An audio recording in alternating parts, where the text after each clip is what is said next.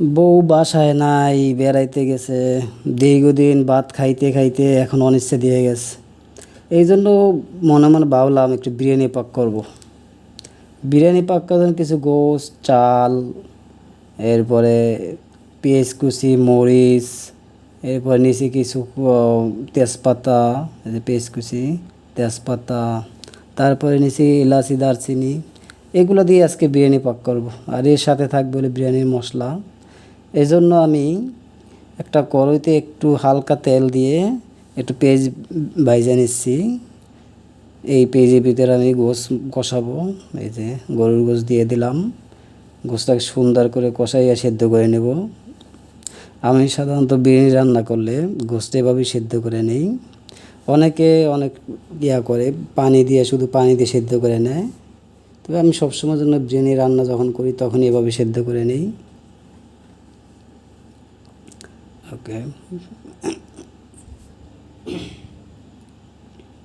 এরপরে যে বিরিয়ানির মশলা দিয়ে দিলাম।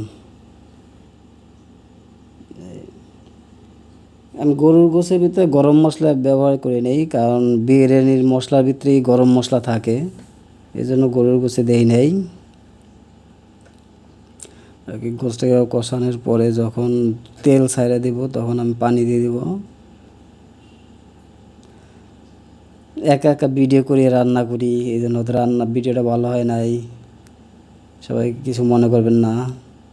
এই যে গোশে কিছুক্ষণ পানি দিয়ে দিলাম। যখন পানিটা হবে, এই যে ডাইকে দিলাম। হ্যাঁ, ডাইকে দিয়ে আইসা কিছুক্ষণ পরে দেখি আমার গোশে আরও বেশি পানি ছাইড়া দিচ্ছে। তাই ঢাকনা উঠাইয়া জাল দিতে থাকলাম।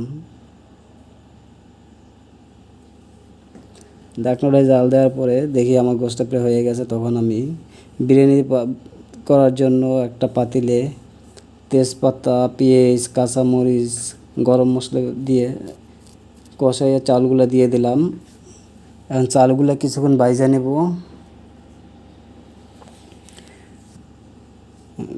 আজকে বিরিয়ানির লোভ দেখাবো। লোভ দেখাইয়া বুঝাবো যে আমিও একা একা বিরিয়ানি খাইতে পারি।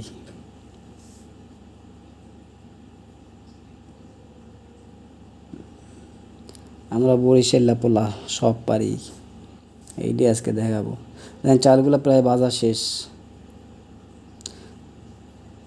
চাল ভাজার পরে আমি এখন চালের ভিতরে 1 গ্লাস দুধ দিব। ডিপ্লোমা দুধগুলো নিছি, একটু পরেই দেখাবো দুধ গ্লাস। এই যে দেখেন 1 গ্লাস দুধগুলো নিছি।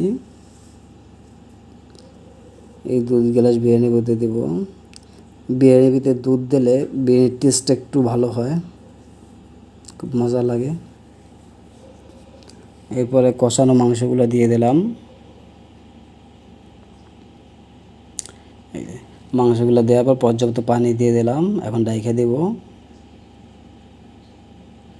এভাবে ডাইকে বেশি না, 3 থেকে 4-5 মিনিট রাখলে দেখবেন এই যে এভাবে টাইনা যাবে। টাইনে গেলে নিচে রুটি ভাজার খোলা থাকলে বা কিছু একটা দিয়ে দম দিয়ে দিলে চালগুলো সিদ্ধ হয়ে যাবে এবং বিরিয়ানিটাও খুব ঝরঝর হয়ে যাব।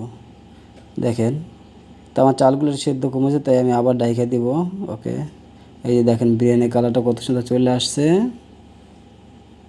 এই বিরিয়ানির কালার দেখলে সবাই লোভ লাগবো। ওকে, আমার বিরিয়ানি পাক করা শেষ। দেখেন কত সুন্দর ঝরঝরে হয়েছে এবং খুব সেদ্ধ হয়েছে। এরপরে আমি কিছু পেঁয়াজ বেরেস্তা করে রাখছিলাম।